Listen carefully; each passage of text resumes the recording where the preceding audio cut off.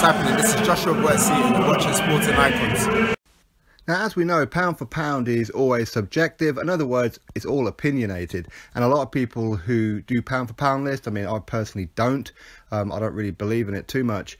But a lot of them will base it on the fact that they like the fighter more than the reality of the fighter. Okay? And a lot of people use race as a way to put people above other ones. But either way, BoxRec has its official pound for pound for each weight class. Okay, and that's what we're going to go down. So at heavyweight, they're saying that Anthony Joshua is the best pound for pound fighter at heavyweight, and that's difficult to argue with. He's taken on everybody that is willing to fight him, and he's consistently fought the best time and time again. As in, the ones that he hasn't fought yet are pretty much ones who just don't want to fight him, right? Or just not quite on that level yet. But anyway, Anthony Joshua is their pound for pound king at heavyweight. At cruiserweight, Oleksandr Usyk. How can anybody disagree with that one, right? Undisputed cruiserweight world champion, and of course a fresh victory with a knockout stoppage over Tony Bellew. So yeah, that one can't be disputed surely.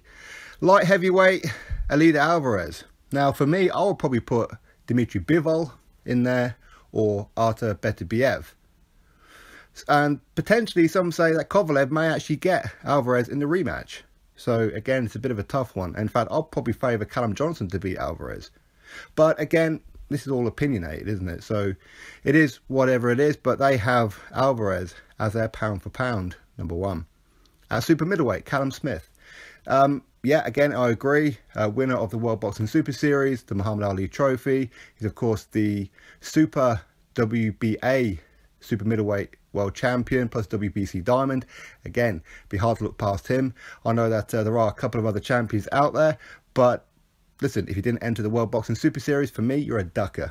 Okay, so that you shouldn't even be talked about in the pound for pound list. So I agree with Callum Smith. Middleweight, Saul Canelo Alvarez. Now, again, this is a bit of a tricky one because he does have unified titles, okay? So again, it's hard to argue against it. And he does have a victory over Triple G Gennady Golovkin. But again, you see a lot of people said that Triple G won the first fight and Triple G got robbed. And again, a lot of people think that Triple G won the rematch and again got robbed. So again, all of it is opinionated. Would Canelo Alvarez, would he beat Daniel Jacobs? Would he beat Demetrius Andrade? Would he beat Billy Joe Saunders? Would he beat Triple G in a rematch? Again, it's all questions. But they have Canelo Alvarez as their pound for pound middleweight. And super welterweight, Jarrett Hurd. Again, unified champion. In fact, he's the only champion there currently that has been willing to actually put his title on the line against another champion in Erislandy Lara. Jermell Charlo has yet to do it. He talks a lot, but he's yet to do it. But of course, that doesn't mean Charlo can't beat Hurd. Just that Hurd, as of today, has fought better opposition and of course is a unified champion. So again, I can't disagree with that one too much. I know some people out there may say, but Kenat Islam could probably beat him, or Kell Brook could probably beat him. But until this time happens, we don't know. Welterweight, Terence Crawford. I think Terence Crawford is there. Now, he's only had 2 fights at welterweight. So again, it's difficult to say, but he is champion and he has defeated 2 undefeated fighters in Jeff Horn and of course Benavidez. So again, it's hard to disagree with that one, especially as he was undisputed champion at the weight class below at super lightweight. So yeah, again, I mean, I can't disagree with it too much, but again, would he beat Errol Spence Jr.? To be honest, quite likely, because Errol Spence Jr. is quite clearly ducking him, which is not really a good thing to say because I'm an Errol Spence Jr. fan as well. But all the signs are pointing that Errol Spence Jr. wants no smoke with Terence Crawford. And Terence Crawford talks a good game as well, and he's done exactly what it says in the tin. Undefeated so far, done everything that he can do. So, again, difficult to argue with him being pound for pound number one at welterweight. And super lightweight, Regis Prograis. Again, difficult to argue with. I mean, would he beat Josh Taylor? Now, potentially he could get Josh Taylor in the World Box Super Series final. Would he beat Josh Taylor? Who knows? That's a real tough fight. But again, I mean, there may be a couple of others floating around. Would Adrian Broner beat Prograis? You know, I mean, there's plenty of things to talk about with that one. But for Prograis to be currently pound for pound number one, I don't have an issue with that one myself, to be perfectly honest. Vasyl Lomachenko, lightweight. Again, I can agree with it for sure. But also, it's arguable about Mikey Garcia, right? I mean, he's got a lot more fights and he's undefeated. He's unified in various divisions. But the problem is, Mikey Garcia doesn't look like he particularly wants a Lomachenko fight. In fact, he would rather face Errol Spence Jr. than fight Vasyl Lomachenko, which again is a bit of an odd one for me. But anyway, they have Vasyl Lomachenko as lightweight, pound for pound king. Super featherweight, Miguel Berchelt. Again, difficult one. I mean, he is the WBC champion, but to be honest with you, I'm not a huge fan of his. But I mean, for me, I would probably pick Gervonta Davis to beat him. Again, it's all subjective, isn't it? It's all opinionated. Maybe Tevin Farmer. I mean, Tevin Farmer is very, very underrated, but who knows? Who knows? But currently they have Miguel Berchelt on there. Also at the featherweight they have Leo Santa Cruz. Again, it's debatable. Personally, I mean, I can see why, but again, you see, he's got a loss against Carl Frampton, but of course he has also beaten Carl Frampton. So does Carl Frampton be on the same level as him?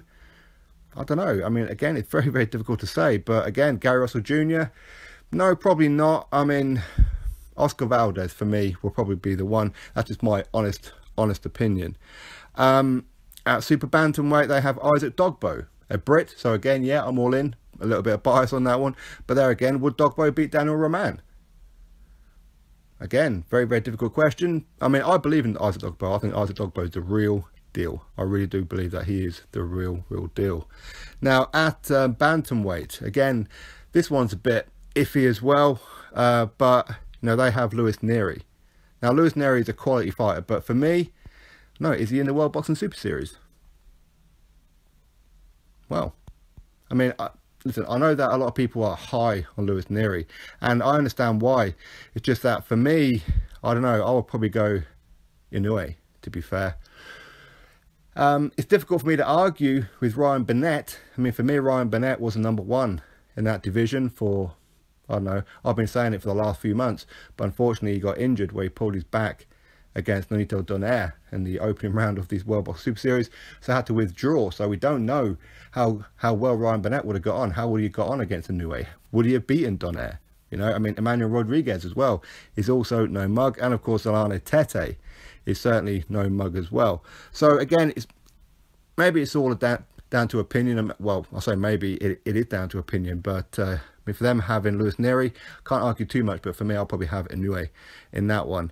At super flyweight, they have Wisakil Wangek. Now, I don't know who he is, to be perfectly honest with you, but again, I mean, it's difficult for me to argue, but he's not really up there, in my opinion. I mean, when you look at that division, you've got to go with Hernan Caias, surely, or Teresa Getzel-Rungvisai with back-to-back victories over Roman Gonzalez and others. Okay, and let's not rule out Britain's own Kalya Fai. So again, it's very, very debatable, no doubt about it. And flyweight, of course, you've got Christopher Rosales, WBC flyweight champion. Now, is he the best? Again, it's debatable. I mean, I really don't know. I mean, I don't know too much about that division at all. Could he beat Andrew Selby?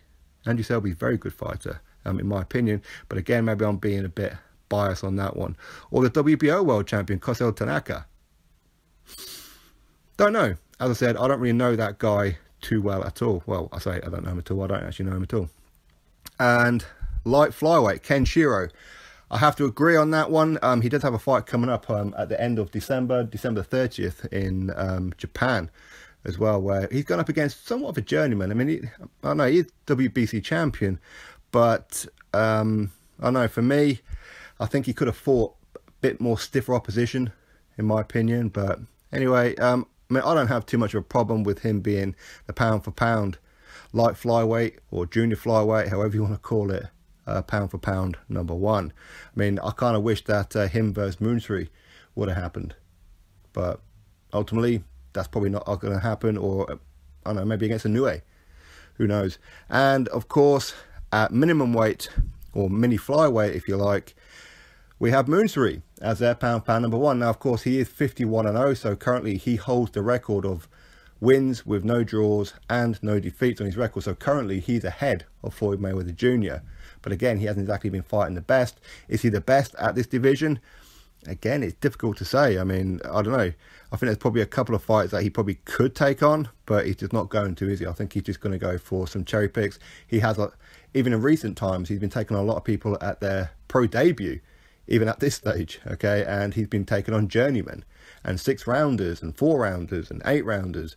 I mean, for me, if you're WBC champion, you should be fighting the best around. That's just my opinion. He did win his last fight against a very good opponent, but ordinarily that doesn't really happen. So again, it's very difficult to say. So anyway, that is the list from BoxRec. So you drop me your thoughts about it. Who would you have in those divisions? Do you agree with it? Do you agree with me? Do you disagree with me? Obviously, everything is opinionated. Don't need to take it too serious. It's just all opinion. Drop your thoughts below. Click that thumbs up and, of course, subscribe. Catch you all on the next video.